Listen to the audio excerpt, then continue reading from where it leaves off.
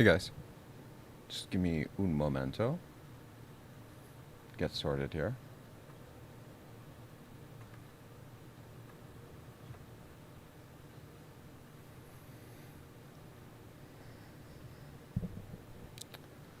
All right, we're getting close.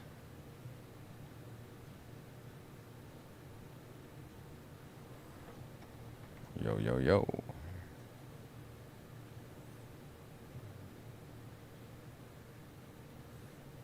Yo, yo, yo. IG. Yo, JB. Awesome. Okay. Oh, I gotta fix Kick real quick, guys. For some reason, Kick wants me to do something special. I think to prove my existence or something.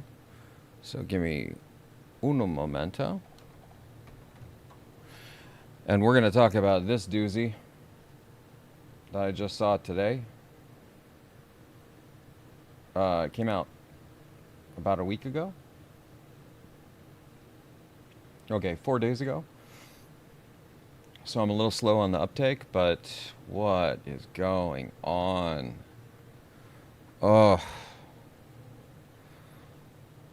man, ay, ay. I don't understand what's happening here.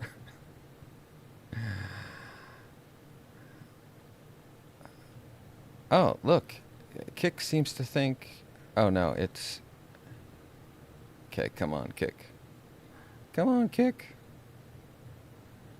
Account access expired. Reconnect. Doesn't want to reconnect. What is it doing? Come on, Kick. Be my friend, Kick. Alright, let's see. Select category. Oh, let's just hit save. Account access expire. Okay, reconnect. To connect? Oh, okay. Please disable the pop-up blocker, blah, blah, blah, bloobity blue. All right. There we go. That is working-ish now, I think. Is that working, Kick? Just gotta see if... Yep. All right. Kick's alive. Super. Imagine the machine learning they're doing with that. Yeah. I mean, I thought this was just like an Anthropic thing.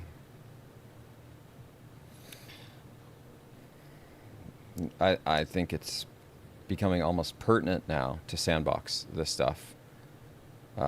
Wait till you see some of the details of this. No bueno. I mean, in a major way, not super great. All right. I can close down Kick.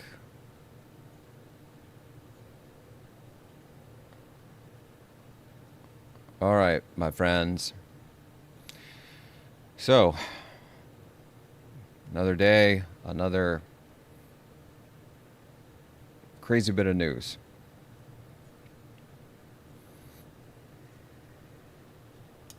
So let's get into it a little bit. Alrighty. So this article from that privacy guy talks about lots of things related to security and all the stuff that we know and love. And the title of this, Google Chrome silently installs a 4 gigabyte AI model on your device without consent. At a billion device scale, the climate costs are insane. Wow. Alrighty. And by the way, I did some quick verification of this. There's a number of outlets that are reporting on this, so it seems that this is a real thing. I haven't personally tried to fiddle with this, but it looks like it's pretty legit. Let's quickly read through this and see what we can learn. 2 weeks ago, I wrote about Anthropic silently registering a native messaging bridge in 7 Chromium-based browsers on every machine where Claude Desktop was installed. So we did a VOD on this earlier this week or last week, where we talked about this Claude Desktop thing doing some... Basically what it does, if I recall correctly, is there's an extension that it adds to your browser, and it allows forward extensions to be installed to the browser without any consent for permissions. So this is a little bit of the, yo, Ross, we're just getting into it, and we just started talking about this doozy. Google Chrome silently installs a 4 gigabyte AI model on your device without consent. And at a billion device scale, the climate costs are insane. Yeah. And then there's also that part about how it's not super great to do that. Guys, I literally feel like I'm on the crazy pills. This used to not be okay. And now we've seen 2 instances of this in the last 2 weeks. We have seen the case with Anthropic, Claude Desktop, where it does something very similar. I mean, you have to still install Claude Desktop, but once you install it, the way that it works is it forward approves future changes and extensions in the Anthropic family, maybe other things. So then as these various updates or whatever that are outside of the scope of Claude Desktop can be installed silently and without your permission. It's not super great. This is not how we used to do things, or not how I remember. It's that whole opt-in. You opt in. And just because you opt in to install Microsoft Word doesn't mean that you've opted in to install the entire Microsoft Office suite, right? I mean, like, that's how I think about it, is I'm just giving you permission to install the app that I'm installing, not to hijack my entire machine and install whatever you want for the future indefinitely. I think that's really not a good... There's a lot of trust issues that are coming up here. So we talked about this in an earlier live stream, maybe earlier this week or last, and now this one I just saw this morning, came out earlier this week, that it seems Google is doing this, but Google's is leveled up even beyond what Anthropic is doing, based on what I've seen. So let's dig in and try to understand what the heck is going on here. Google Chrome silently installs a 4 gigabyte AI model on your device. 2 weeks ago, I wrote about Anthropic silently registering a native messaging bridge in 7 Chromium-based browsers on every machine where Claude Desktop was installed. That's the one we just talked about. The pattern was: install on user launch of product A, write configuration into the user's installs of products B, C, D, blah, blah, blah, without asking. Not good.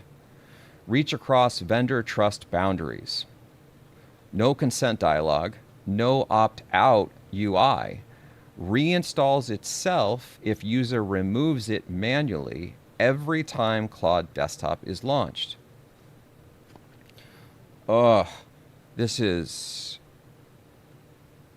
We're moving in the wrong direction in a real fast way. Real fast.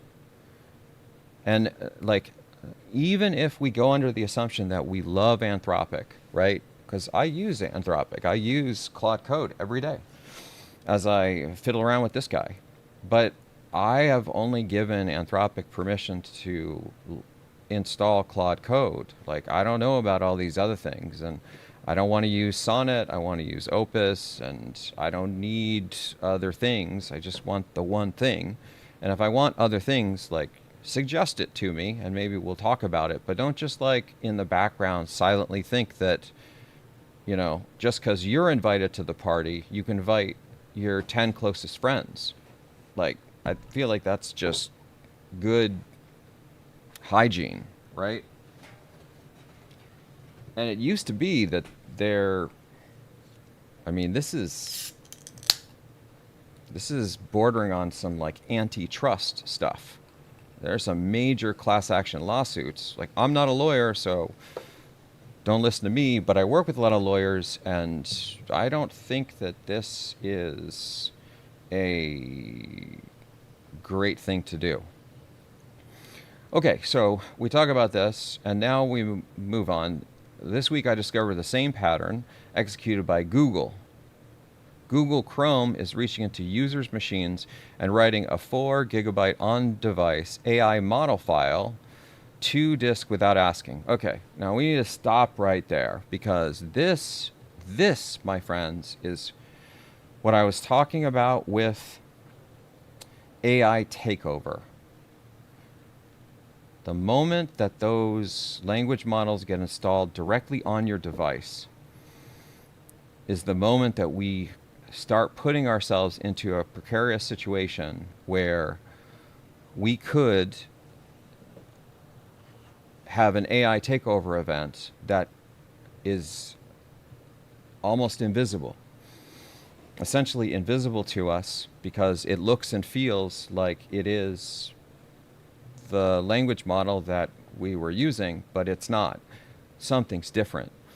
It's going to do slightly malicious things, and it's going to be basically undetectable or nearly undetectable, because right now, to the best of my knowledge, I don't even think we have the security software that can do the types of detections of malware that we have for traditional software that looks at binary files, right? And looks at executables and DLLs and shared objects, shared libraries, things like that. We have that technology, but this model stuff is new. And so we are still learning about it. I don't even know if they have sort of a standard regulated way to stamp these things with authenticity. Maybe it exists, but I'm not familiar with this yet. And the last I checked, we're still trying to figure out a lot of this stuff. So those things will come, but right now it's like the Wild West over here. And when you're doing things like this, again, outside of the fact, let's just assume for a moment that we trust Google and we love Google. What Google is doing is it's setting us up to be infected now. And this goes, this weekend, probably tomorrow, I'm going to do the live VOD or the live stream where I show everybody how to sandbox your AI. So it's on a completely remote machine and you're fully protected from this kind of wackiness. But this is exactly what I was getting into, that we were discussing with the two things that concern me the most: AI takeover and vibe corruption. And there's a link on this somewhere that I can bring up so you guys can refresh your memory on this. let me see if I can find it here. AI takeover and vibe corruption. I think I wrote a Substack on this, and you can read the, which is actually kind of amusing because I think I got a comment on my Substack article with someone seriously trolling me saying, this is nonsense, this is all, nothing even happened, blah, blah, blah. And like, man, I hope that that actually is the case. But guys, I'm reading the tea leaves here. And we are setting ourselves up for not great things with stuff like this. This is super sketch, right? Because again, if it's doing it silently, you don't even know that this is happening. And unless you have a PhD in this nonsense and you're a cybersecurity expert, you're not even going to have, you're going to really have almost no intuition of how this even happened, because it's not something that you did. It's something that Google has just decided it's going to do to you, which is really poor form. I mean, I don't know. I'm going to be honest. I kind of expected this behavior a little bit from OpenAI. I expected a little bit from Anthropic, but I did not expect this from Google. I also didn't expect the GitHub thing. Didn't expect that GitHub was going to be changing the commit messages. Just, again, opting everybody in without their consent. It's really strange times that we're living in right now. Hey, Jasenia. Yeah, we can chat more about the vibe corruption stuff. Let me see if I can find this.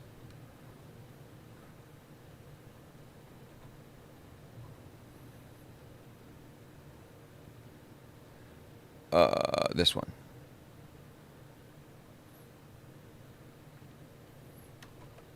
Okay. Yeah, I call it AI takeover and vibe corruption. And so, and there's an order of things here. What you missed with GitHub is earlier this week, I think, GitHub decided to change the commit messages for, I mean, there's conflicting stories, but one of the stories is that anybody that is using GitHub that has, okay, let me take a step back. The constraints are you have to be using VS Code, I believe, and the GitHub extension for VS Code, which like almost everybody uses.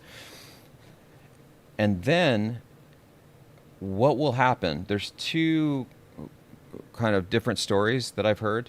One story is that any commit that you make to GitHub in VS Code with that extension, if you're assisted with AI in any way, like line complete, or you ask it questions where it's just giving you commentary, all of this counts as you had assistance from the AI. And then when you commit that code and you push it, it will automatically add a message that says co-authored by Copilot or something like this. So that's the first story that I've been hearing. The second story is it's actually worse than that, and it's any commit that's happening through VS Code using the GitHub extension, and all of those commits, AI or not, is given the tag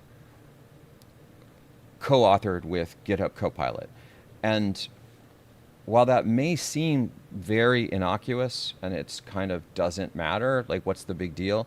The problem with this is when we do iterative refinement on these models, especially the coding models, or we do the first form of training, again, what I refer to as refinition, both the training of the initial model and any iterative refinement, because both of those things are augmenting the model itself. The way we train those models is those of us that are creating these models, we have very strict rules that we do not use, in many cases, AI-generated code. It's sort of an unspoken law. And the reason why you don't use AI-generated code is that can lead to model collapse. You progressively overfit the model, and eventually what happens is you end up with a model that basically can't do anything. So you have to only use code that was written by humans. And I could give everybody a 4-hour lecture on why this is the case, but we'll skip that for now. The point is that the model builders will then scan the code, and if they see that there's a tag on the commit that says, oh, this was done, co-authored by GitHub Copilot, then they're, at least those ML model builders that really know what they're doing, they're not going to use that code because that is synthetic code from an AI model that's going to likely lead to model collapse. So they're going to skip it and then move to other code that is just written by humans. Well, if GitHub is adding this to every commit, the future of all code from GitHub is going to be claimed as AI written. So, and that was an automatic thing. There was no opt-in. It's all opt-out, which is really not the way to do this. And then we talked about the Claude desktop thing, which again is no opt-out thing, and then it's this forward approving installs in the future that you may not even be interested in. Like, in what universe does that make sense? It's very strange. So now we have Google Chrome doing this thing. This week I discovered the same pattern executed by Google. Google Chrome is reaching into users' machines and writing a 4 gigabyte on-device AI model file to disk without asking. Oh man, this is so dangerous. And even if Google's model is perfect, you are setting the users up to have an AI takeover event. It's primed now for this to happen because the SLM is now present. So if somebody can hack your system and create an SLM that has a similar feel, authenticity, whatever, to that SLM, but it's actually including bad actor stuff, the likelihood that anybody is going to know is probably close to zero. And what makes this even worse is that this piece right here is being done without any user consent. So you don't even know that you're installing this. What? That is crazy. And literally the only vendor that would be capable of doing this in Google Chrome would be Google. Because any of the other extensions to Google Chrome are going to be added as normal extensions. And they're going to have to follow Google's security protocol, which is to ask the user, do you really want to install this extension? Do you want to do these things? But Google, being the ones that created Google Chrome, they can do not great things. And this is a very serious not great thing. I feel like some of these AI companies are starting to lose their mind. They're starting to move into this space of just blatant corruption. This is not acceptable kind of stuff. Anyway, let's continue. It lives in opt guide on device model. It is the weights for the Gemini Nano model, Google's on device LLM, SLM. Chrome did not ask. Chrome does not surface it. If the user deletes it, Chrome re-downloads it.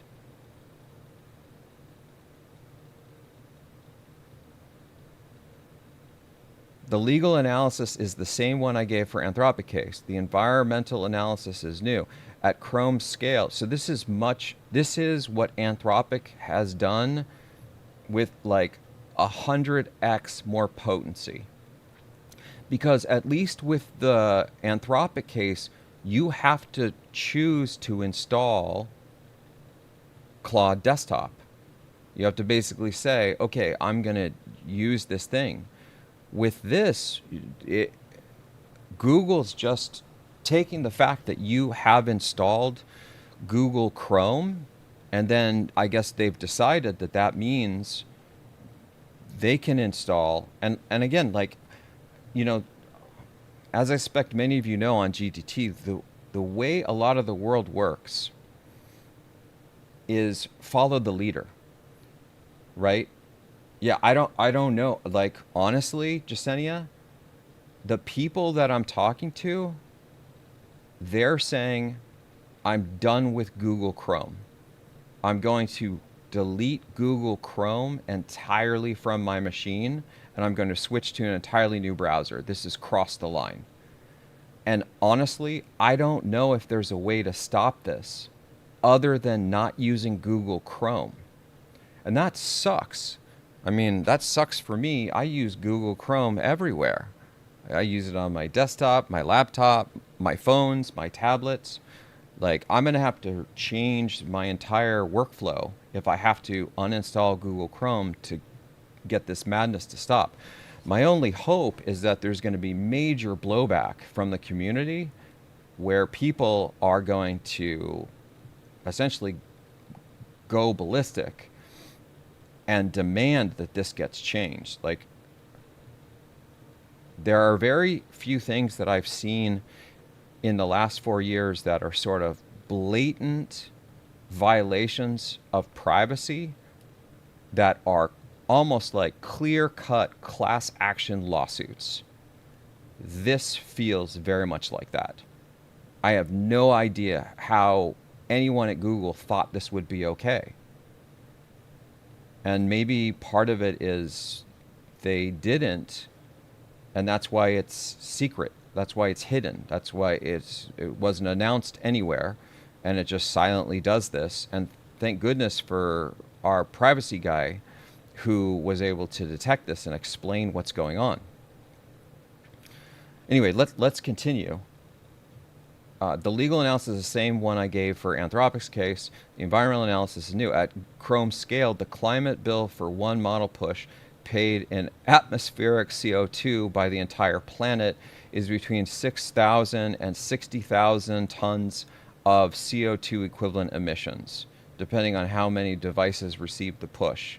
That is the environmental cost of one company unilaterally deciding that 2 billion people's default browser will mass distribute a 4 gigabyte binary they did not request. For fuck's sake. What is happening? This is, in my professional opinion, a direct breach of Article 5.3 of Directive 2002-58 EC, the Privacy Directive, a breach of Article 5.1 GDPR, Principles of Lawfulness, Fairness, and Transparency, a breach of Article 25 GDPR's Data Protection by Design obligation, and an environmental harm of a magnitude that would be a notifiable event under the Corporate Sustainability Reporting Directive, CSRD, for any in-scope undertaking. So I don't know about all that, but I know about some of these forms of legislation and restriction, and it sounds right.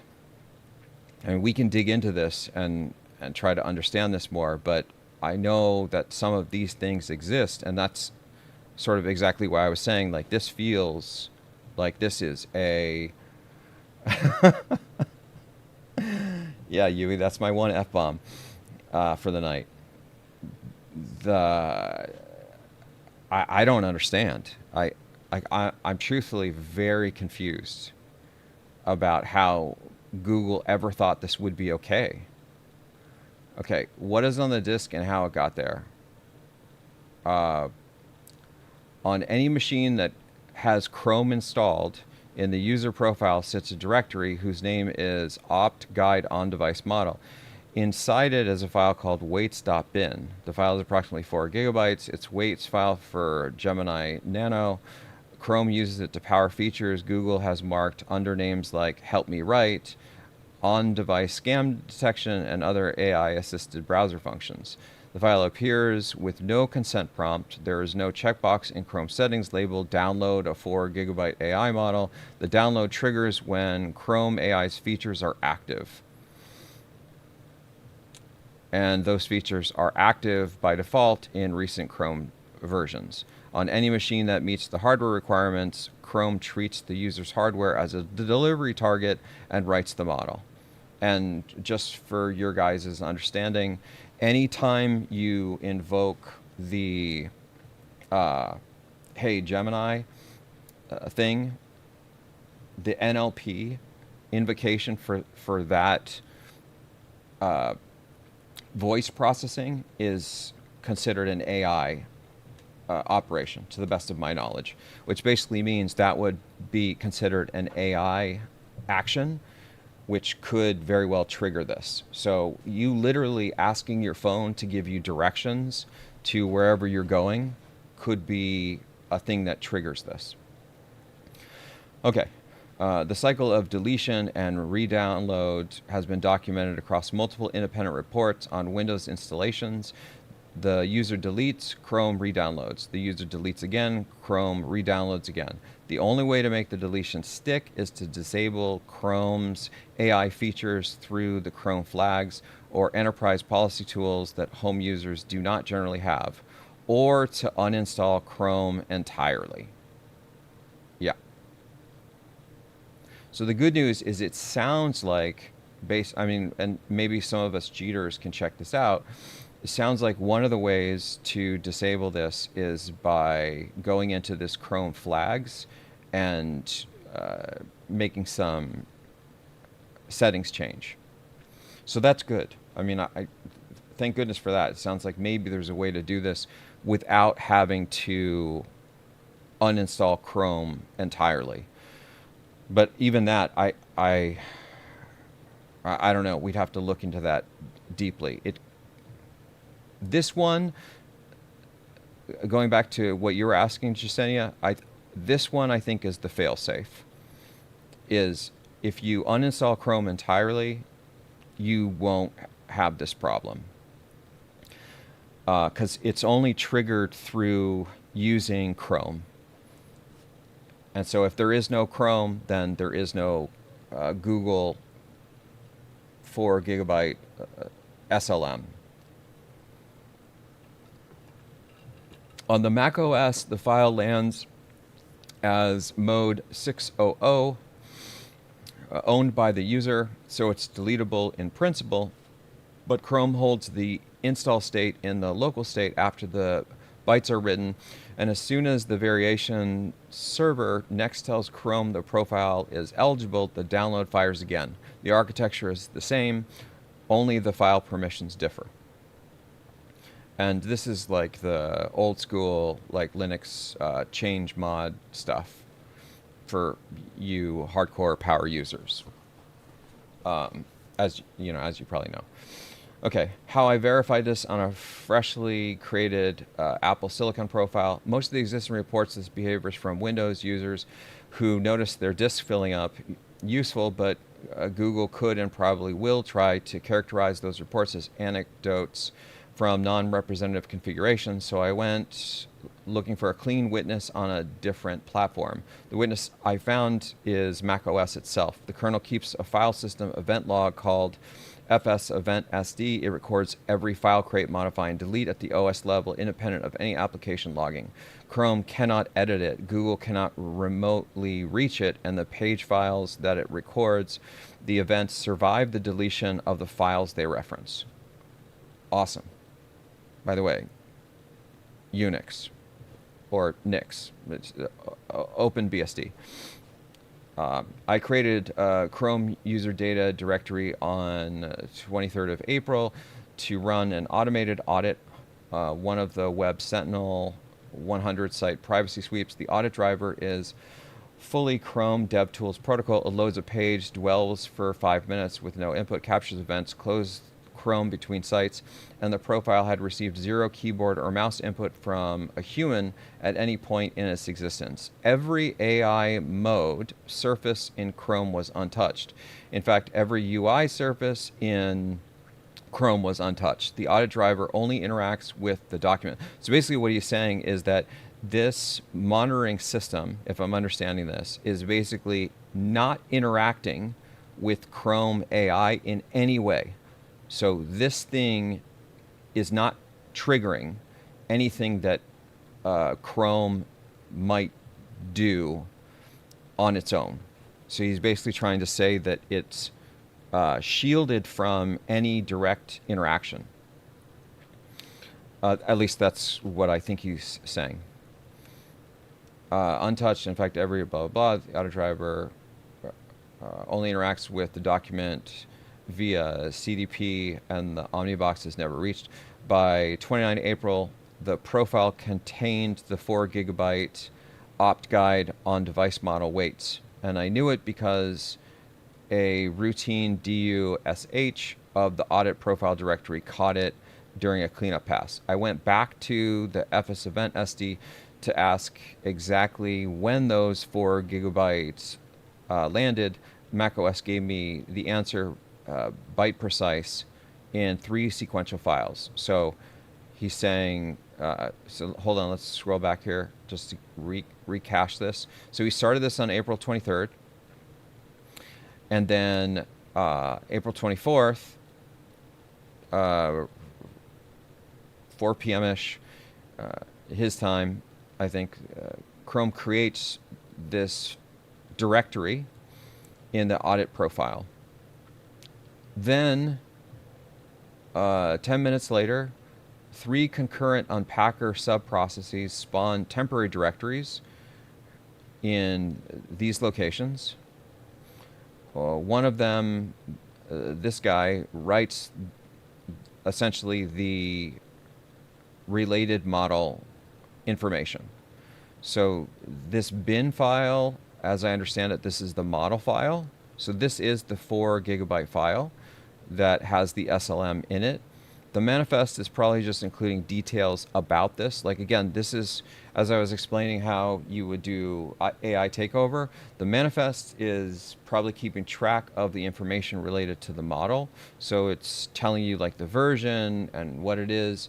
And so you could create something that matches the manifest in this JSON file and then overwrites this weights.bin file. And then there's probably some verification. Yeah, so right, like there's this verified thing that's basically trying to make sure that when you interact with the AI, that it's actually invoking the Google model that is being downloaded. So there's like, this is my speculation. I'm just winging this on the fly. It seems like that would be the step where they would try to make sure, let's make sure that we're not using like a rogue AI model and all this stuff. But these checks are insufficient. This is not sufficient at all. It needs to be, I mean, I need to look at this deeply, but my speculation is it needs to be far more sophisticated. You need to do like really advanced checksum things. You need to have an encrypted weights file. So it's not something that can be read and then replicated.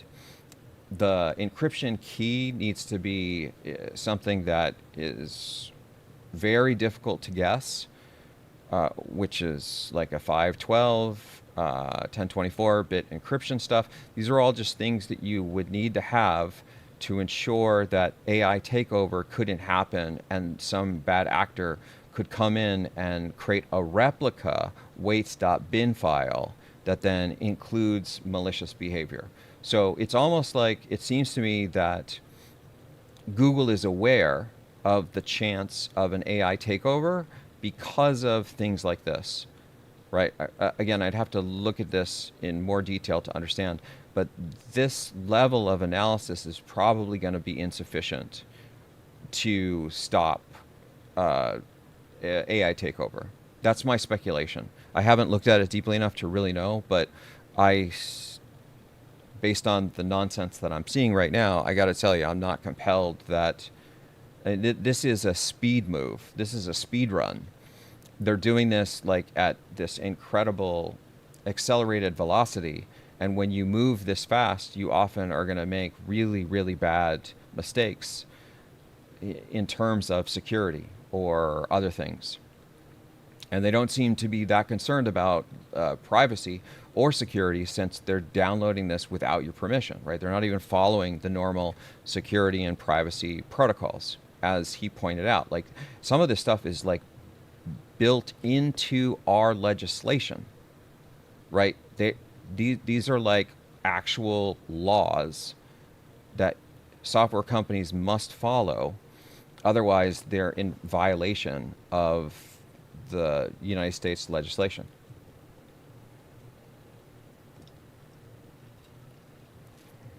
And, you know, part of this, there was this announcement last week, at the end of last week, where the current administration in the United States was making a pivot on being more staunch on AI scrutiny and the way that AI models that are like in a class of being highly powerful should have to go through some more rigorous analysis before they're deployed. And it could very well be, I mean, like, again, I'm just trying to read the tea leaves and speculating. It could be that that event triggered this event. So this would be speed run, and then they would get all of these SLMs deployed everywhere, so they're grandfathered in before the new legislation comes out. I mean, this is still gross violation of privacy and a bunch of other things, but then they could be baked in, and then if they get yelled at after that new legislation becomes formalized, they can say, whoa, whoa, whoa, we did this before that legislation. So, I mean, I don't know if that's the case, but I'm not a big believer of coincidence. I think oftentimes things are happening for a reason and all that stuff. Anyway, let's continue. The second rewrites the certificate revocation list update. The third writes a browser preload data update, Chrome batch to security update, a preload refresh, and a 4 gig AI model into the same idle window as if they were equivalent. Okay, interesting. The unpacked weights bin is moved to its final location here, along with the adapter cache bin, encoder cache bin. Okay, so that's good. At least there's some encoding. Well, yeah. Let me suspend my disbelief for a second. The verified contents and the execution config. Concurrently 4 additional model targets. Register fresh entries in the optimization guide model store. These are smaller text safety and prompt routine models that pair with the SLM.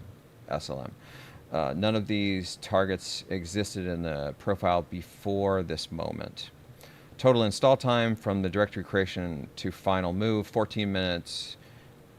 Total human action against the profile during the window, none. The audit driver was either dwelling on a third-party homepage or transitioning between sites. The unpacker fired in the background while the tab waited for a 5-minute timer to expire. The naming inside of the FS event SD record is, if anything, the most damning detail.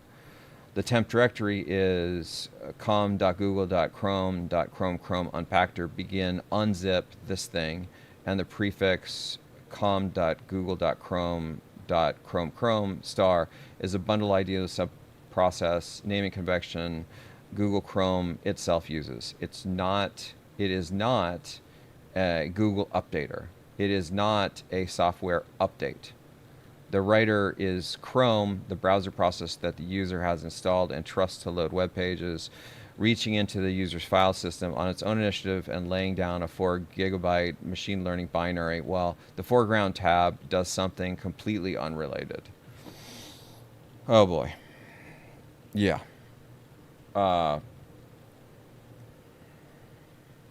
Super. Okay. Chrome's own local state JSON for the audit profile contains optimization guide.onDevice block with model validation. So it is doing some validation. But again, this is so, like, the fact that he can read this and know what this demonstrates to me that there's no encryption.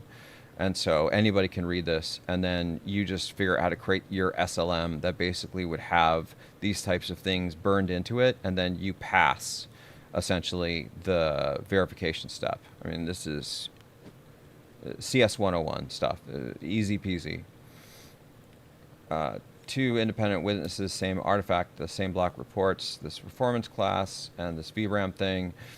Chrome characterized my hardware, the read GPU read the unified memory total and decided where I was eligible for the model push before any user-facing AI feature surfaced.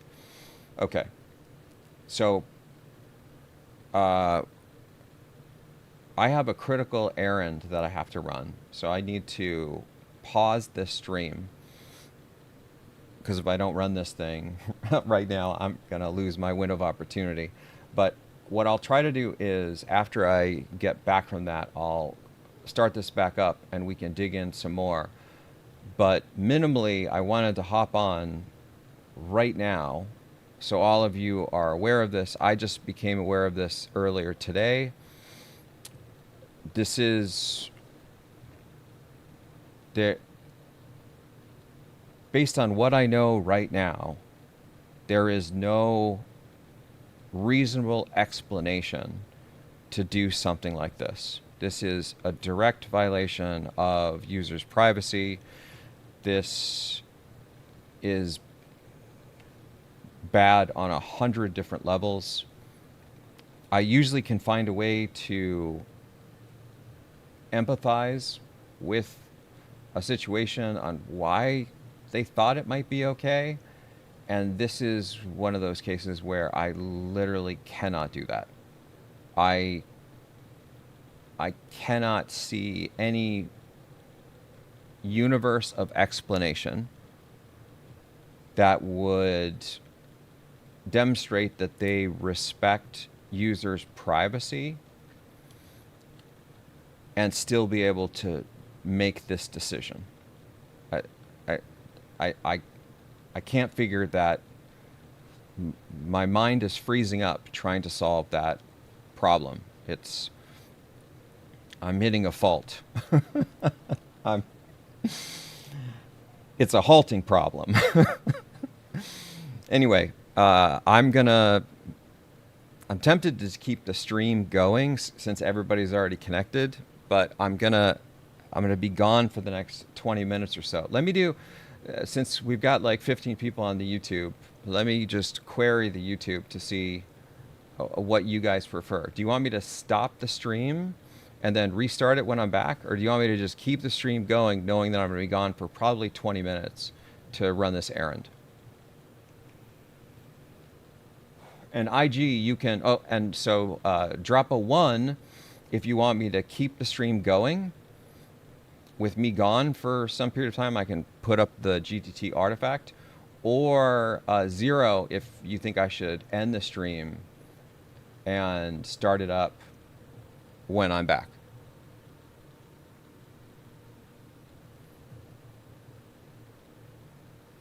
And let me bring up this thing just in case. Okay, so I see 1-1 from Colin. He wants me to keep going.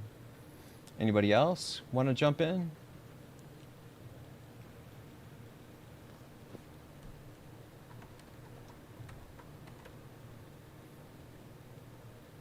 Any thoughts, folks?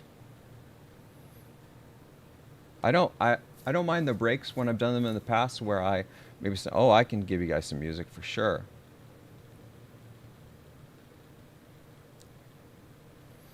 Okay. All right, the ones have it. I'm going to keep this going. Let me get you guys some rockin' music in the background.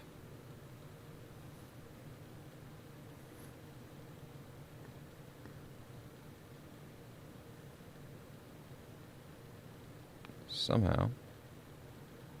Somewhere. This one? No, it's this one.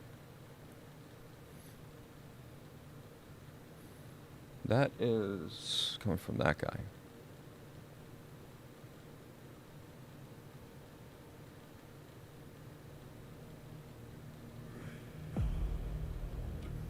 Okay. And let me bring up that window.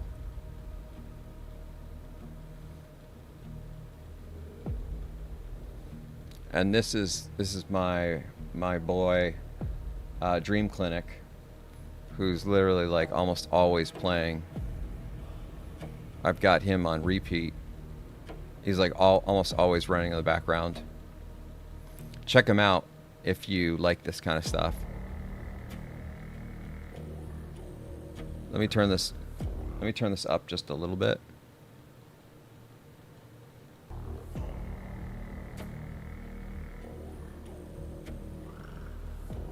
Did I hear boss music?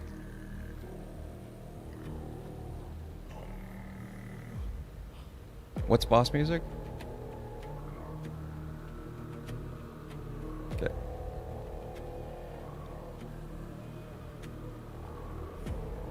All right, it's this one, I think. Oh, I know what I need to do. Hold on.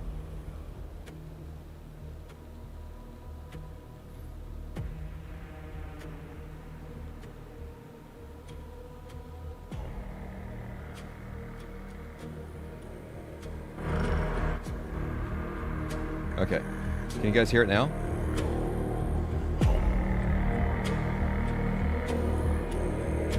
Oh, this is, yeah. And you might be getting an echo, so I'm gonna mute my mic now, so you don't get that. And then I will be back. Well, I'll put this over here.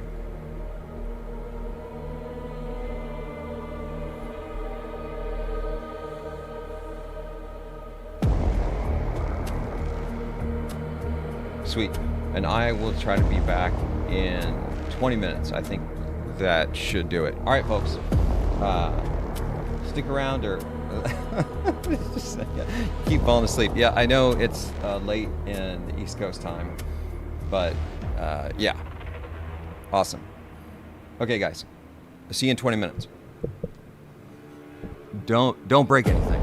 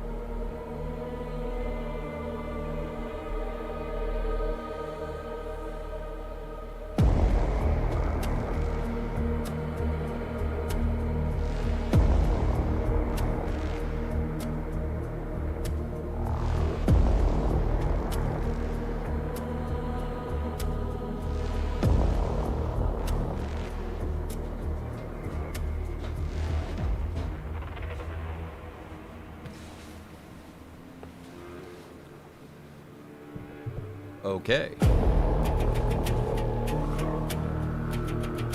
Here we are. Back again.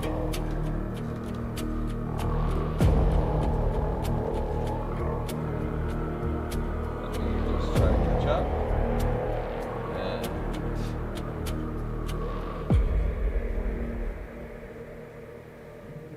see what we got.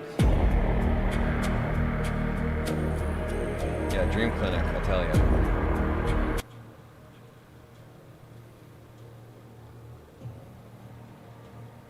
Oh, wait.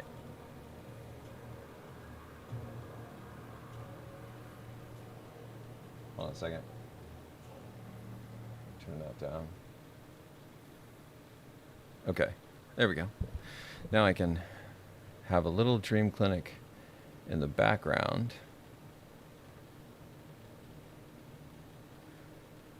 Maybe you can hear a tiny bit of it. Okay.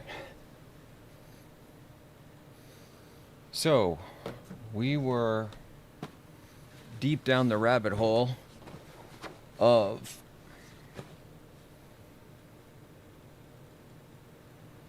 this madness. Move this guy back over. Look at this.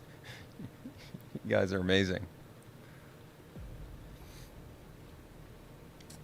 And let me take a quick meander on the chat.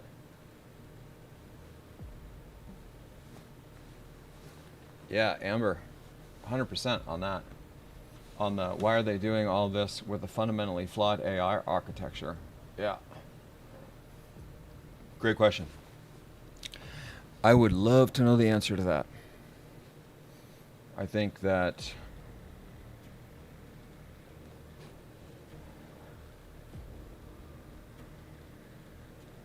I don't even know if they know.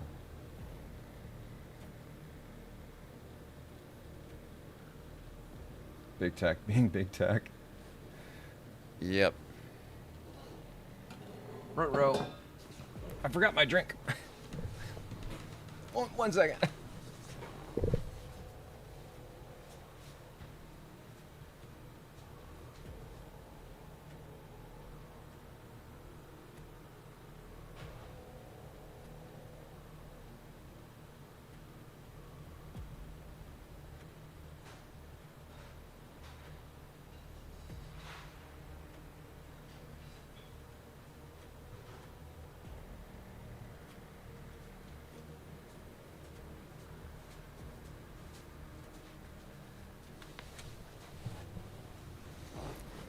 Okay. So,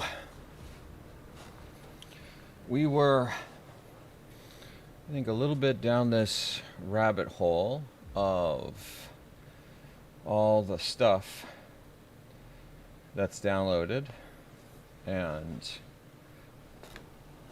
the various places where these things are going. And yeah, I think we were right about here on this corroborating evidence that this is an actual SLM. So let's take a look. Chrome's own local state JSON. You guys hear me okay? Okay, cool. The audit profile consists of an optimization guide on device block with model validation result. So I expected to see that component version. That part makes sense. I don't know what this attempt count and result is, but yeah, I expect it means something. The component version matches the version string, the FS event SD events recorded as the path component, two independent witnesses, same artifact, the same block, reports, performance class, and the VRAM Chrome characterized my hardware, read the GPU, read the unified memory to decide whether I was eligible for the model push before any. This part is pretty damning. Decide whether I was eligible for the model push before any user-facing AI feature surfaced. So it sounds to me like it's being... Oh, am I off camera? Sorry. Need to move the... Hold on, what am I doing? Move the chat slightly to the left of the... Oh, yeah. Thanks, Colin.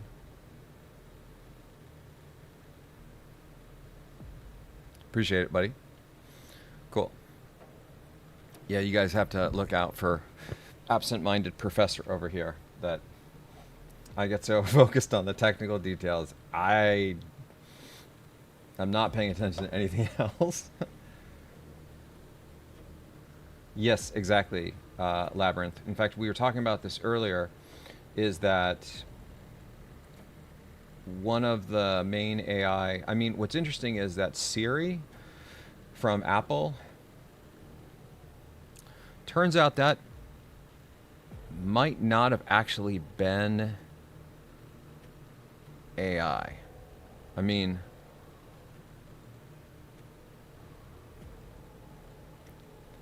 the vote's still out.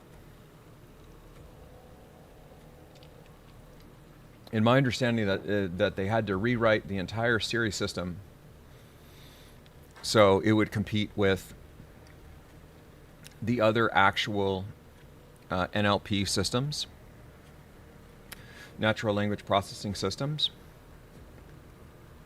that were actually using things like transformers or language models. But any kind of voice communication with your machine on a Google device is likely characterized as an AI action. At least I would suspect that that's the case. And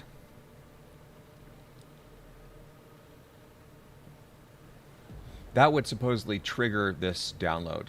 But it sounds to me like what he's saying here is it's being triggered just whenever the heck it wants to be triggered.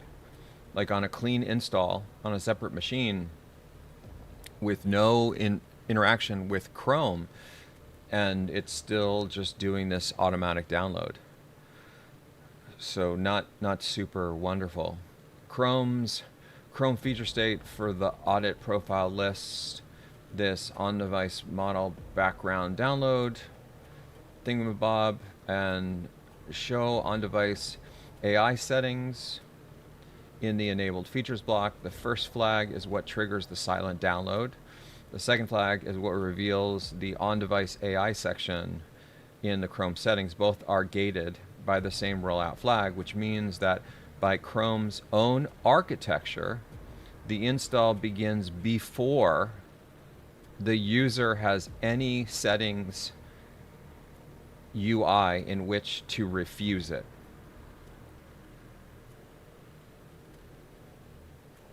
The settings page that would let you discover the feature exists is enabled in lockstep with the install. It is designed this way. It's not oversight.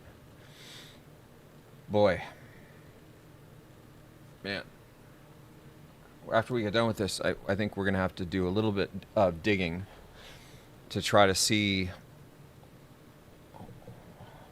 if there's more discussion about this. I'm really surprised, to be honest, guys. This is... It's just...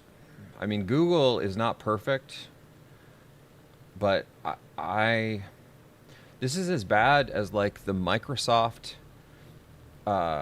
antitrust stuff, where they were bundling Microsoft Internet Explorer with the OS, and were not allowing people to uninstall it because they were saying it was required for the like the file system to work or some nonsense. And then they lost that court case. And I got to think that Google's smart enough to know this. Is, in my mind anyway, there's no way Google wins a court case on this. There's no way. And it makes me think that maybe they know that. Is that they know they're going to lose, but they don't care. Is that the key thing is that they get these things installed, so then they get the traction of their AI models on all these devices. And that somehow would give them an upper hand over Anthropic. Because it would take a while for the legal system to kick in, so you could actually force them. I mean, we're talking at least 6 to 12 months, right, before this is going to get in front of a judge and have them say, you broke the law in these 15 different ways, and now you have to install it. So that basically gives them, like, let's just be generous and say it gives them 1 full year of these SLMs being downloaded and used ubiquitously across, 2 billion devices? And this feels like a Hail Mary to me. That's what this feels like. This feels like Google knows that Anthropic is winning the AI race, and that the only recourse that they have is the ubiquity of their Android operating system and the proliferation of the Chrome browser. So they're flexing on this, and they can do things that nobody else can do because they control that software. Now, this is, I want to be super clear. One, I'm fairly certain this is illegal to do. Like, I think that they're violating, like he mentioned, I think they're violating multiple privacy laws and software distribution laws against consumer protections that are clear as day. You can't do this, at least not in the United States. And then on top of that, the ethical ramifications of this, there is no universe that I can imagine where this is ever conceived as ethical. This is completely unethical. So not only does it very clearly violate the law, man, it's not good. I mean, this is literally 10x, 100x worse than what Anthropic did with Claude Desktop. It's almost like, I mean, I want to speculate here. It's almost like GitHub did this thing to opt everybody in. Then Claude Desktop did this thing to opt everybody in. And each of these steps is like a little bit more egregious than the last. And then Google is saying, okay, we can play this game too. And they are doing the opt everybody in. And each of these steps, like the GitHub one is just a minor thing. I mean, it's still not great if you think about the ramifications.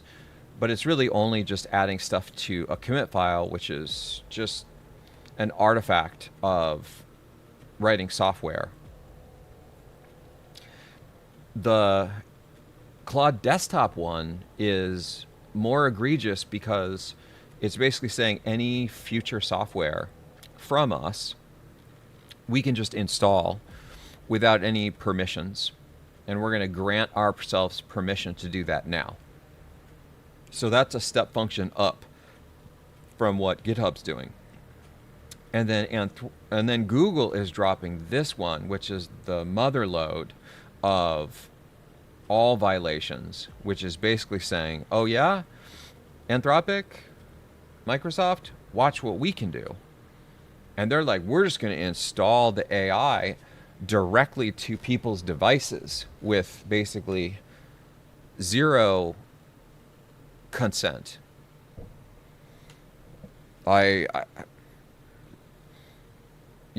don't know that there is something that could exceed this. That's how phenomenal it is. Anyway, let's continue. So we now have a 4-way evidence chain: macOS kernel file system events, Chrome's own per profile state, Chrome's runtime feature flags, and Google's component update logs. All 4 agreeing on the same conduct, and the conduct is a 4 gigabyte AI model arrived on this user's disk without consent, without notice, on a profile that received 0 human input on a window of 14 minutes and 28 seconds on a Tuesday afternoon. Oh, man.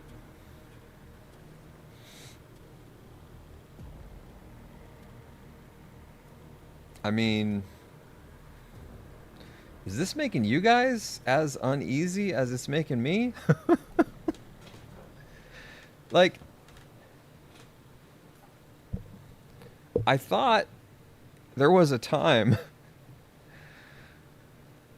Yeah, exactly, JB. It is easier to pay the fine, especially for Google, right? Is Google has so much money that, like, I can imagine in their heads, they're already at the point of, like, whatever ramifications that we have from this in terms of, like, capital fees,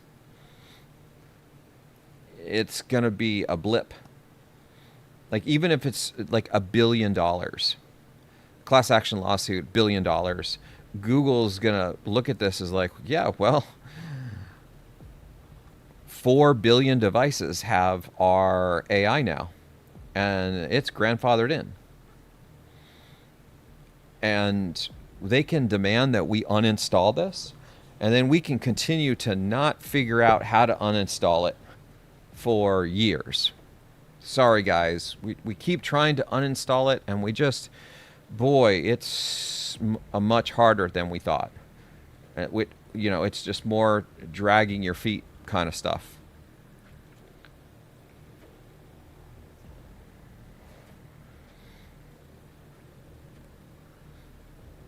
This really feels like there is strong alignment with stuff that's going on in the U.S.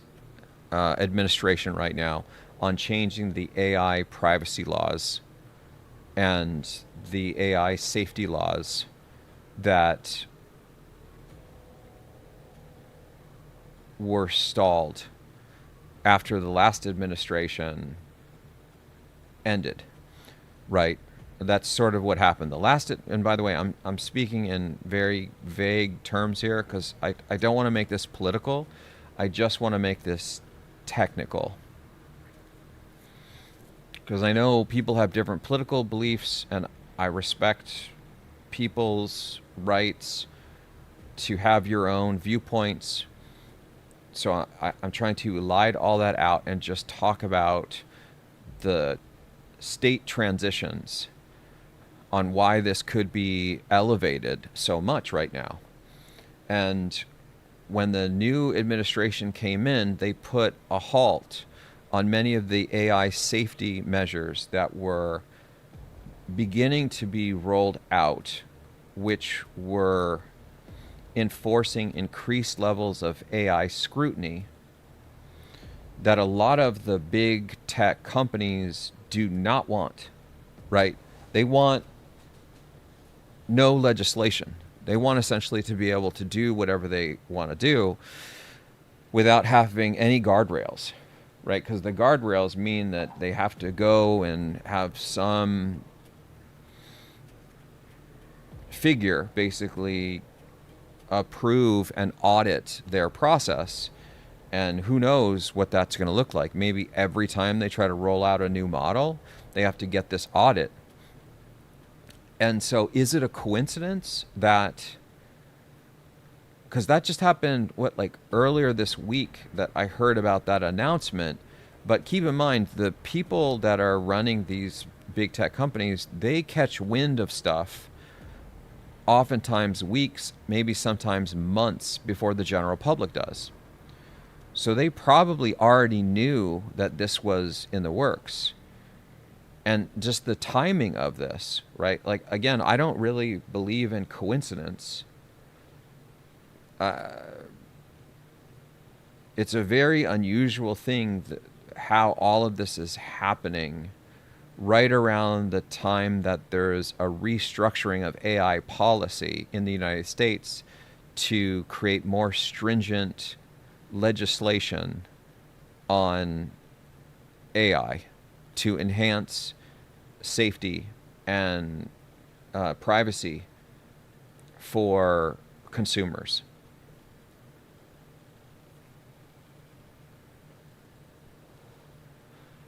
Hey, is that Sarah Sealine? Sarah, is that you? From your Substack?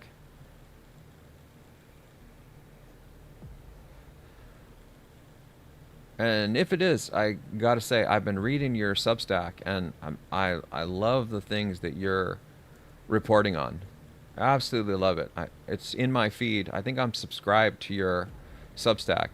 Actually, let me bring Sarah's Substack up, just so all of you guys can see. Again, I'm a noob, so I don't actually know how to use this, but what can I click on? This maybe? How do I see who I follow? If I click this?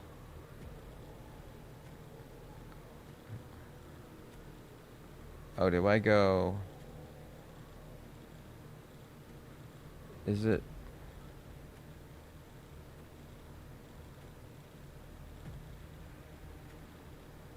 Yeah, I have no idea. But hold on, let me see what I can find.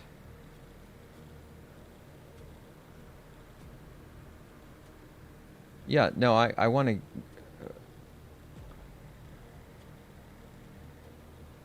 Oh, here we go. This is you, right? Sealine? Sealine Cyber? She's dropping some really interesting articles that if you guys aren't subbing her, I strongly recommend it.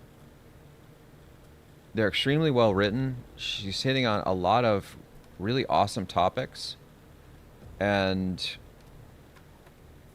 I'm gonna drop the link here. So if you guys are interested, yeah, check it out. So I think maybe she's just started. Have you just started this Substack, Sarah?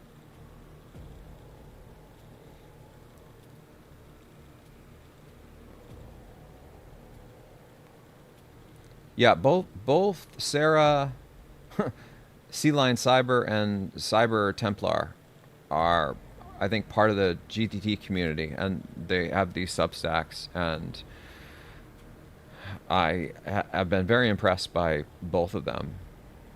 So if you're looking for additional stuff on AI, and they're both, in my mind, brilliant writers. They're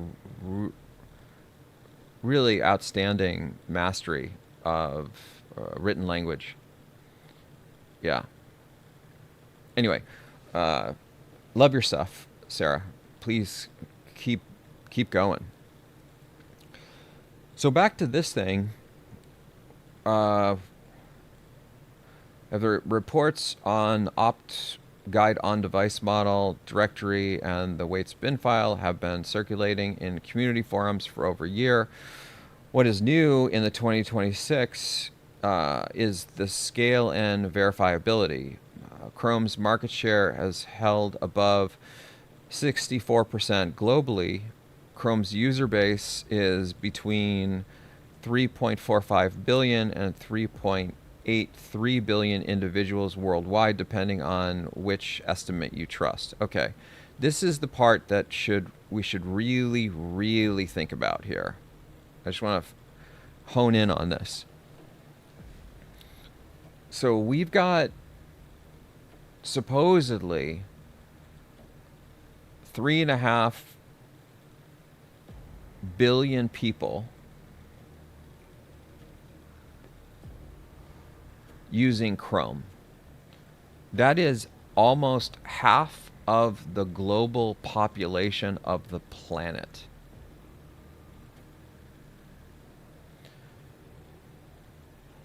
So if Google is doing this, they have the ability to infect. Because, guys, I got to tell you, this behavior reads to me like this is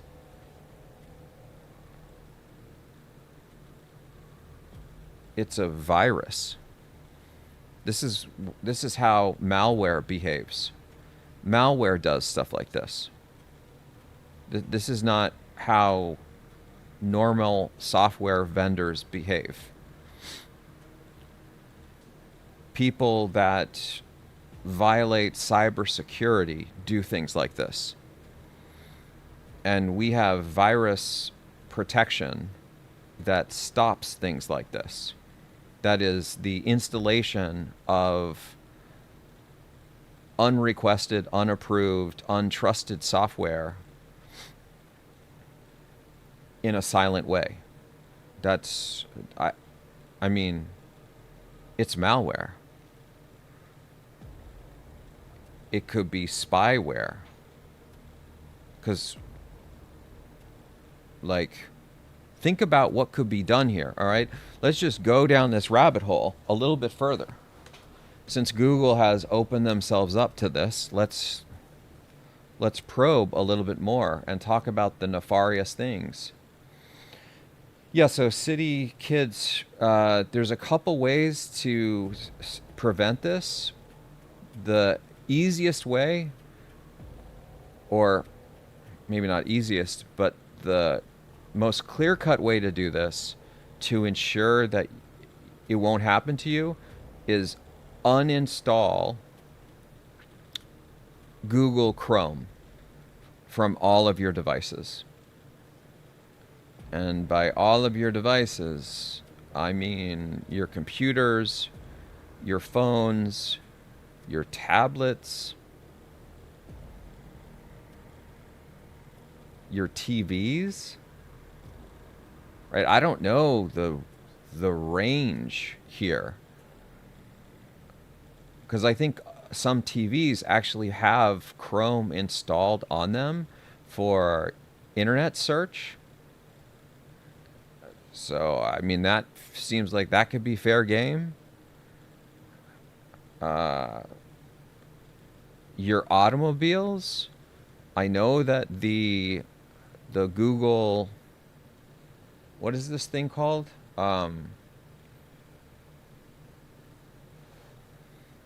It's the Google Drive thingamabob.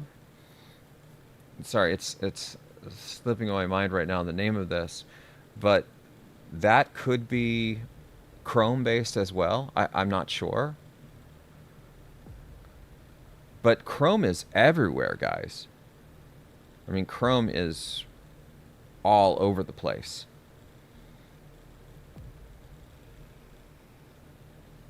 That's exactly what I'm 100% JB. Like this is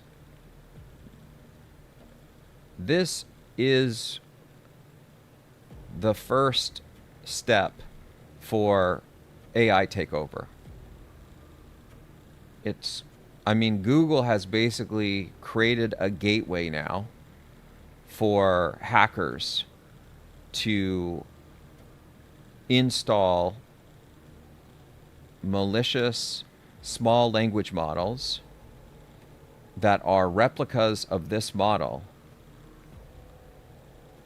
on all of these devices.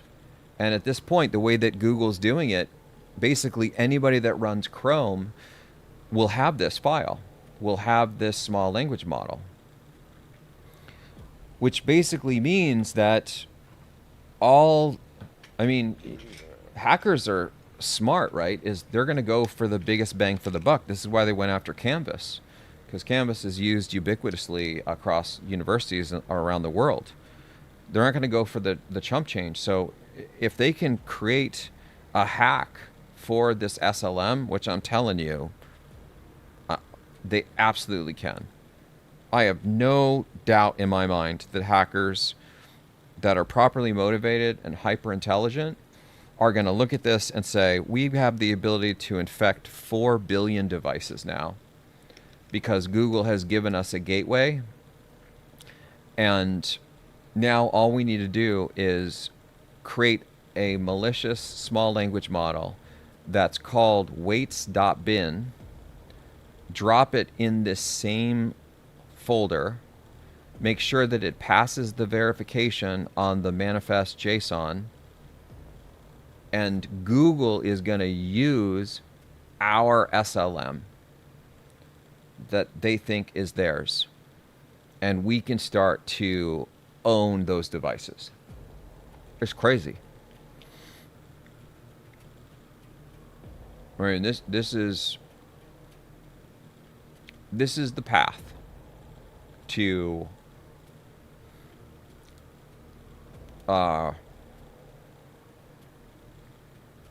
this article that that I wrote. However the heck I have no idea how to use this thing. No, I'm such a noob. Can I? Anyway, it's in here somewhere. It's the one on the AI takeover and vibe corruption. This is it. This is, if I were a hacker, this is how I do it. They basically have given me a backdoor now. Because before, there's no small language model that's guaranteed to exist on people's devices. Now there is. Now there is.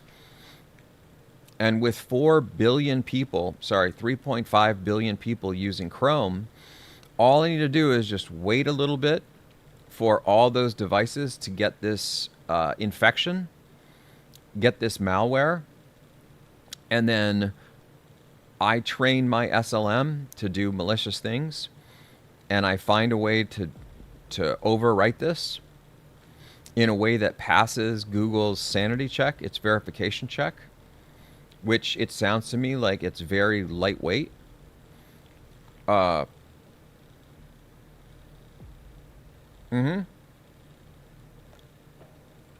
Yeah, sure, absolutely.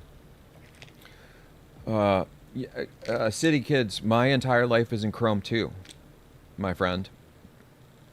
I'm at an impasse here.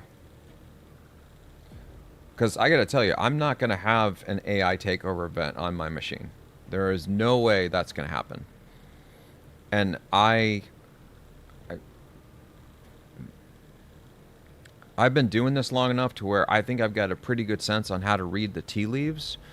And the tea leaves are telling me something is about to happen that's going to be real bad because of this move.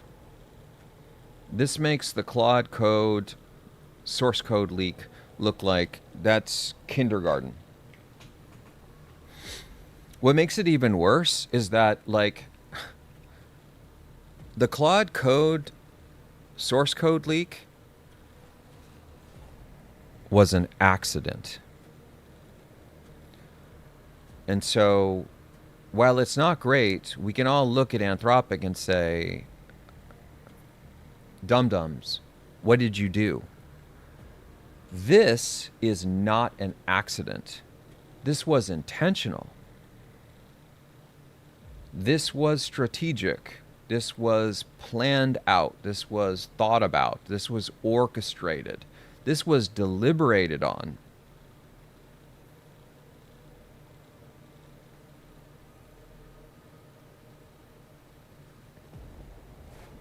I'm not super thrilled. I'm really not. But anyway, one thing that we're gonna do, I think tomorrow, is I'm gonna walk through how to set up a sandbox on whatever my new sponsor is. Hold on, I keep forgetting their name. It's like Hostinger. I'm gonna show how to create a sandboxed environment on Hostinger, and all of us should probably start using something like this. These virtual private servers. And the reason why, like before, it was to protect yourself from Claude code, copycat clones, and all this stuff. And then with the recent Claude desktop thing, you know, that's another thing to protect you, because if they do this forward installations, and these are all like, if I were to be super honest about this, these are all preventative measures to ensure that in the unlikely event that something catastrophic could happen with AI takeover, you have the ability to cut the cord with that sandbox environment and ensure that your local machine and all that stuff is totally unaffected. But I want to be very real here.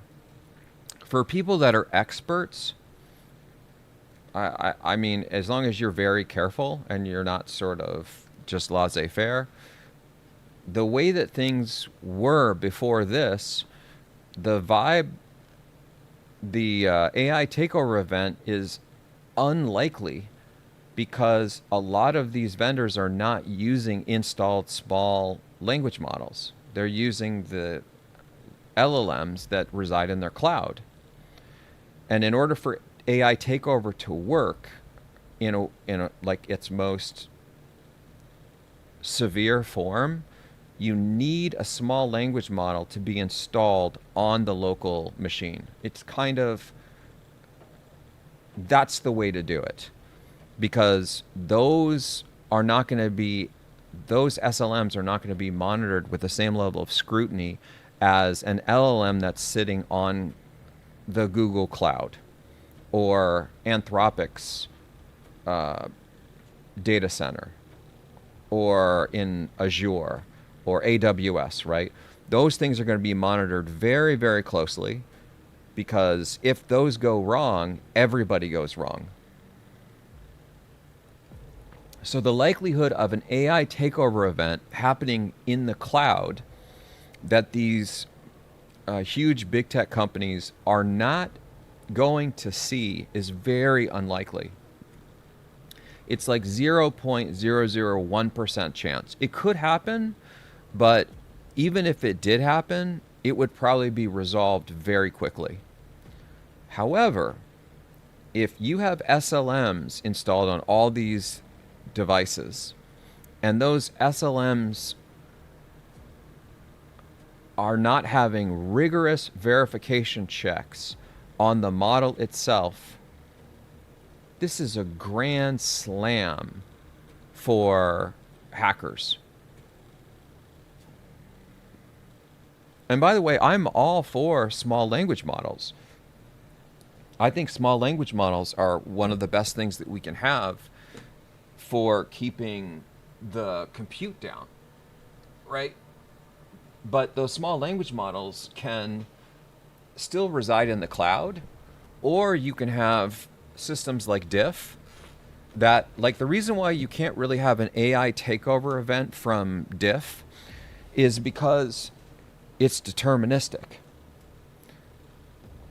And So you know kind of the stuff that it's going to do, and it's like well understood, and it stays within these fixed parameters. Also, diff doesn't really do generative AI. I mean, it can, but it's not really used for that. So the point of this is deterministic AI systems are far less likely to have these really egregious security concerns for AI takeover. But stochastic models, specifically large language models or small language models, are a prime place to do AI takeover because people are already expecting them to do things that aren't perfect, right? They make mistakes all the time, so we're used to it. We're used to it not doing exactly the right thing, and so there's nothing unusual about this. It wouldn't set off like red alerts. So if you install a new SLM that is a pirate SLM and it behaves in a strange way, people would just be like, oh, you know, Claude Code is doing a strange thing again. It's stupefied the model. I got to yell at it, and then your concerns kind of it becomes more of a concern that Anthropic is downgrading the intelligence than I think it is a question of have I been hacked, right? Or at least for me, that's very much how I would view it. Whereas if something like Microsoft Word just suddenly started doing very strange things, that would really alert me because that's a deterministic system and I would expect it to behave in a deterministic way.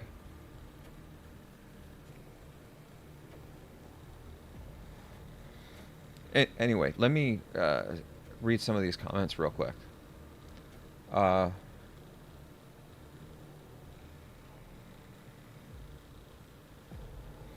JB's mentioning that he found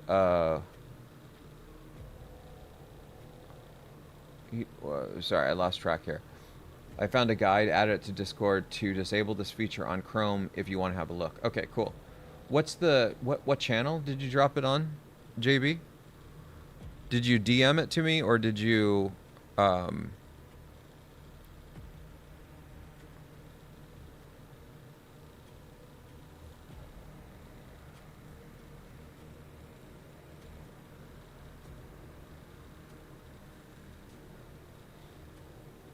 let me take a look here.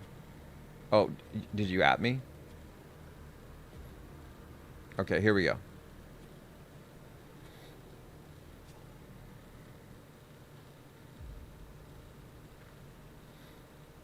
All right. So JB found this. By the way, thanks JB.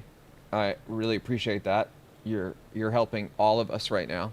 And what's good is that I'm going to turn this into a VOD tonight and get this out. This is, man, I thought the Canvas thing was bad. This is, I'm not going to be able to do Goju Tech Talks on anything but cybersecurity issues at this rate, right? Like,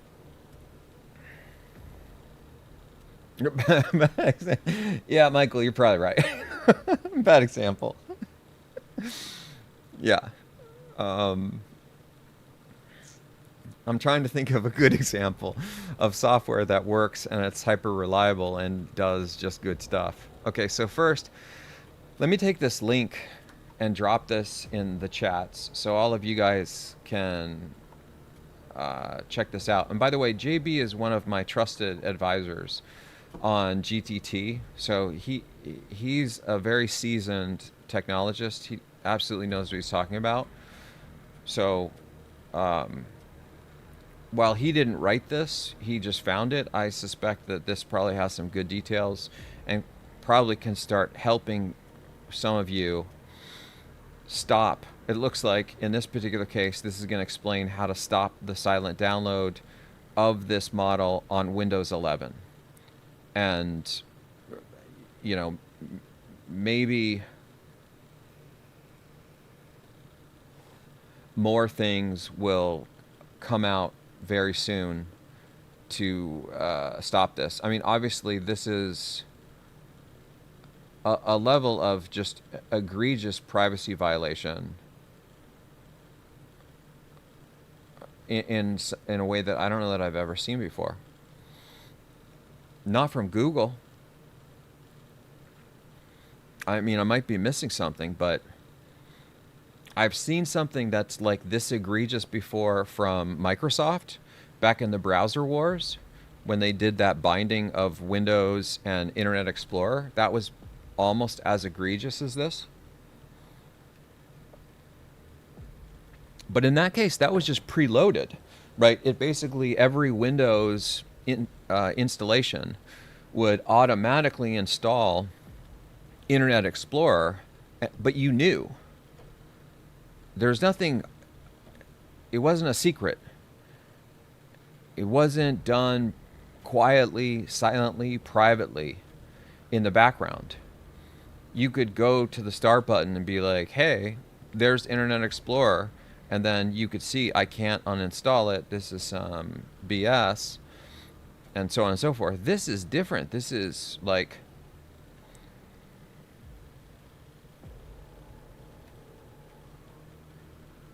yeah.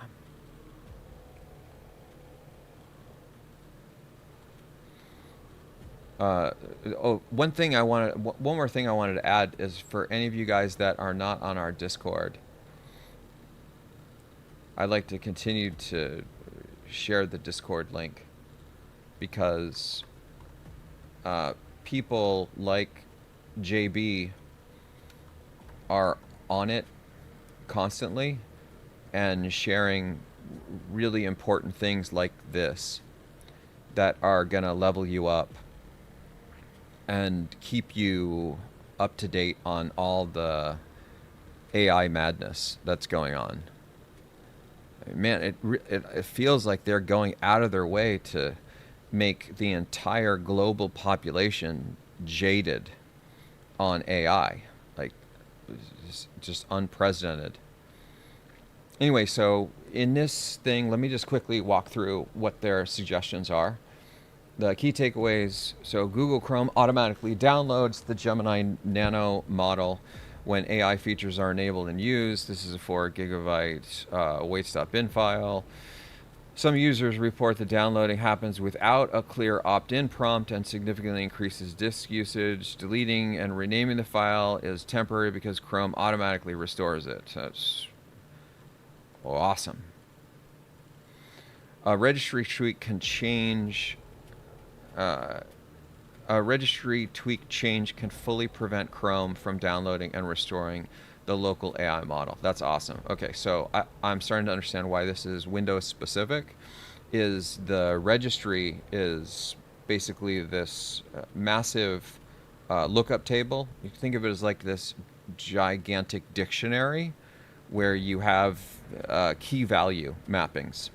And so you're probably going to add something to this or remove something from this inside the registry that will stop this from happening. Now, keep in mind, I just want everyone to be aware, anytime you modify the registry on any Windows machine, the first thing is you need to make a backup of the registry in the event that you break it and you need to roll it back, because you can brick your machine.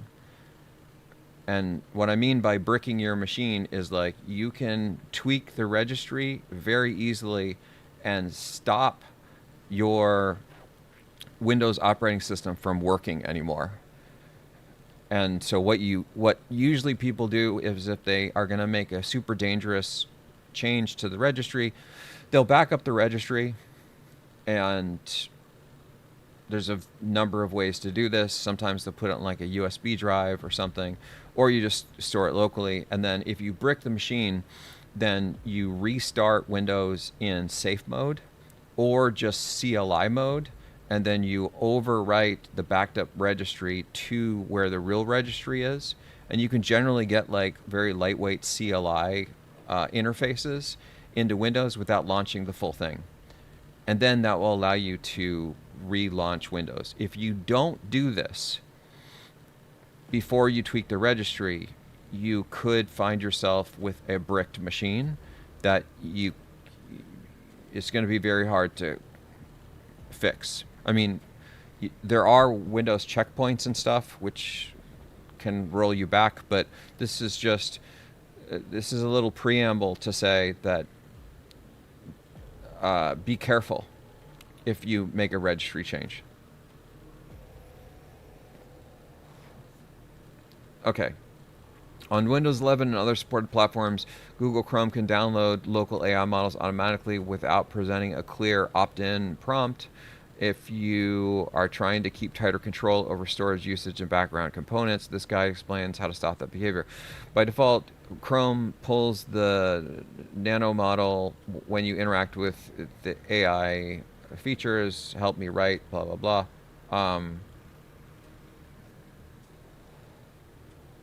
And people have noticed it only after they see the spike in disk usage and stuff. Okay.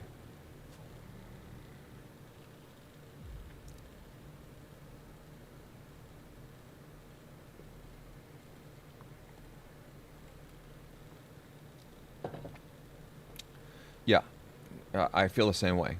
With a small SSD or small like NVMe drive, like the hyper fast drives, you tend to have significantly less space, and so taking 4 gigabytes of space is not something that is sort of laissez-faire.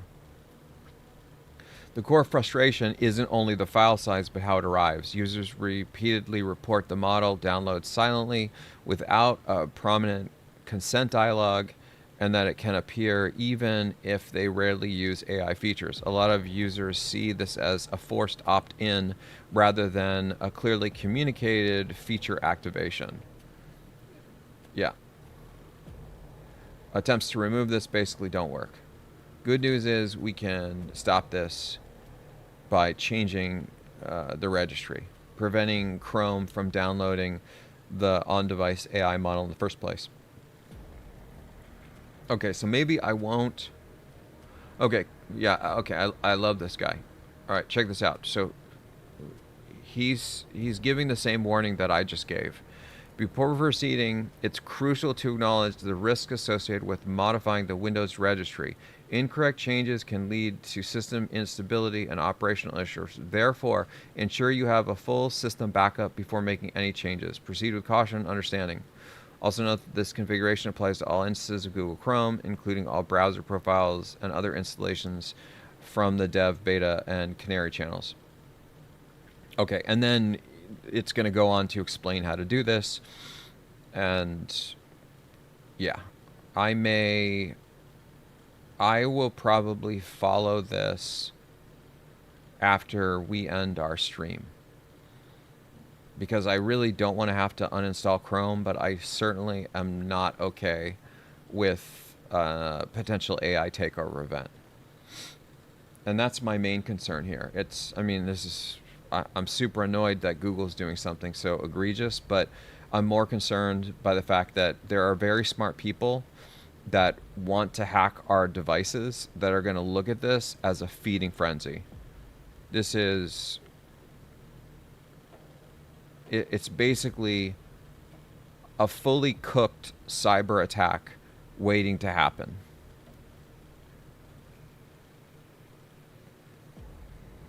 Yep. Okay.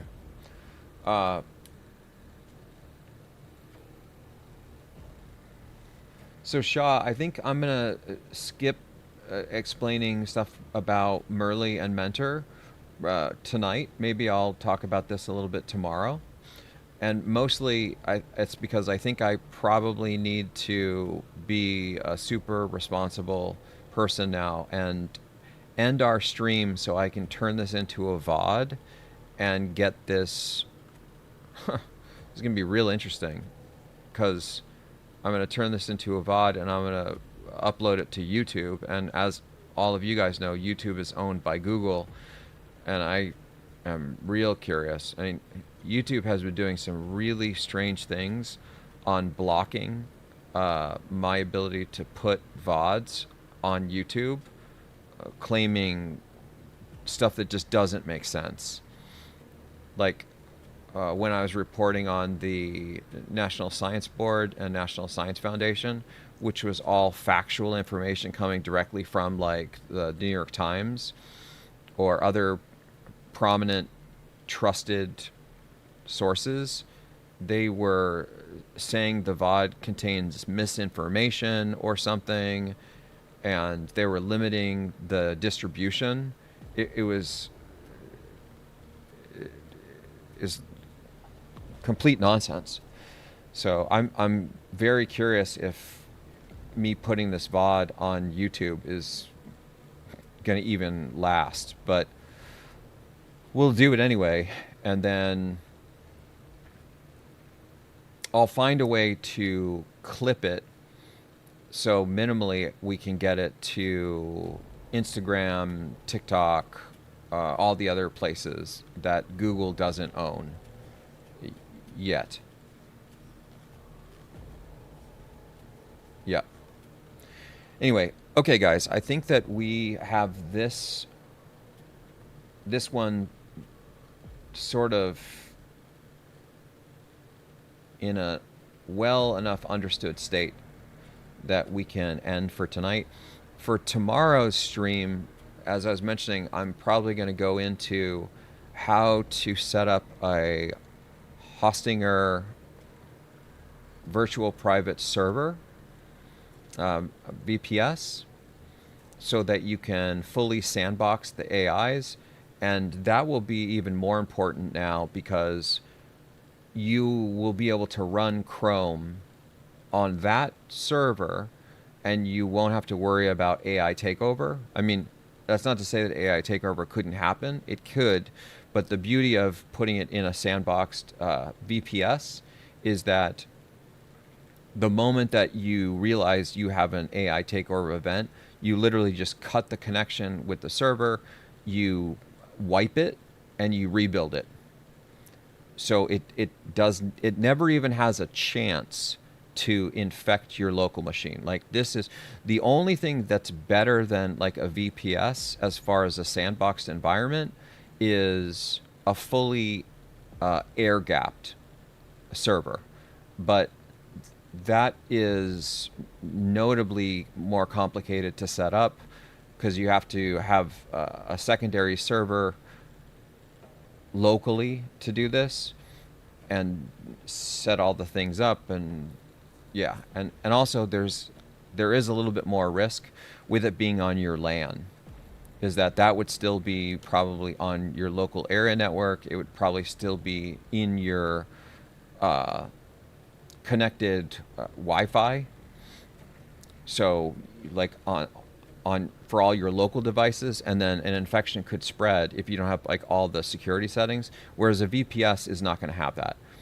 It's going to be separate, completely off-site, with no direct back edge into your machine. Now, let me just say one more thing about this. You can, if you're not careful, incorrectly configure the VPS so it does have a back edge to then send information and write files back to the server that's hosting this. But I'll try to show, once I figure out Hostinger well enough, I'll try to show how you can ensure that when you set it up, it doesn't have a back edge to do write operations to your local machine. And it's usually pretty straightforward. Is you have bidirectional communications where you will allow file transfers from your local machine to the VPS, but you will not allow file transfers from the VPS back to your local machine. And there's usually some sort of policy that you can set that allows it to be only unidirectional. And I'll try to go, once I figure out how Hostinger works, I will make sure that I cover the basics on how to do this. So then for any of you that are worried about these kinds of things, and want to make sure that you really, really bad things don't happen, you can do something like this. And I think the Hostinger prices are actually not that bad. Yeah, so the lowest version is $650 a month. And for a dedicated machine, I mean, this is actually not that bad. Like this 50 gigabytes of an NVMe non-volatile memory disk. Basically what this is state-of-the-art, super high-speed disk. It's higher speed than even like solid-state drives, or like the old school, like the older gen solid-state drives. I mean, NVMe itself could be considered an SSD. And then 4 terabytes of bandwidth, that's quite a bit. So basically for $6.50 a month, you will be able to have a VPS where you could do your AI stuff on that server, and then you're fully protected from AI takeover. You're not fully protected from vibe corruption. I can get into that. Like, that could still sneak in. But once you have an AI takeover event and you're pretty sure, there's a way that you can set up your Git repos. So they have kind of the right labels in the commit history, so you could roll back before the AI takeover event happened, assuming you know when it started. Also, I think I need to check this out. So Hostinger is sponsoring GTT, and I think I have an affiliate link that gives you, I'm not sure, but I think it's like an additional 20% discount over any of these rates. I'll have to look at what they sent me, but we'll look at this tomorrow or Sunday, but probably tomorrow. We'll dig in and I'll walk you guys through this, and then you can see how it's done. And then this would be another step that you can employ if you want to kind of protect yourself from some of this stuff.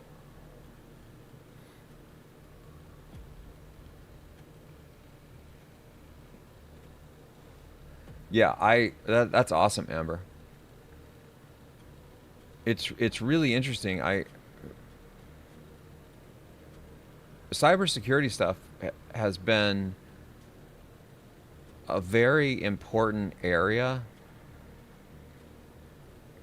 over the last, 20 years, specifically because we're using the internet so much more. It's just the chances of infections and things is increased significantly, but it seems to me it's notably accelerated with the laissez-faire nature that a lot of the big tech companies are taking with their stochastic AI systems. So I guess what I'm saying is this was not as big a deal, cybersecurity just in general. I mean, it's obviously very important on all these different levels, and a lot of people argue that, like, if there's a World War III, it's not going to be a physical battle, it's going to be a virtual battle. It's going to be like a cyber kind of thing. And anyway, I guess the playing field has been leveled up significantly with a lot of this AI stuff. So we're going to have stuff to talk about related to cybersecurity for, I don't know, quite some time, if big tech continues to make these egregiously bad decisions. This is, yeah, not great. It's not great. Anyway, I'm really sorry to be Debbie Downer for you guys on a Friday night. And I, yeah, I don't love it myself. I actually much prefer talking about things that are much lighter and future oriented, about visionary stuff on machine programming and all that goodness. But, you know, protecting ourselves, priority numero uno. Very important. Okay. So that's it for tonight, everybody. Thanks so much for joining. This has been a great learning experience. JB, again, thanks for the link. And please join our Discord. I'll maybe drop it one more time so people have it. And be part of the inner GTT community, if you'd like. And if not, then we'll just probably see you guys tomorrow on the Saturday live stream. Yep, exactly, Michael. We cannot control what the tide brings. Yes, sir. Alrighty. I'll see you guys over on the Discord as soon as I get the VOD in post-production.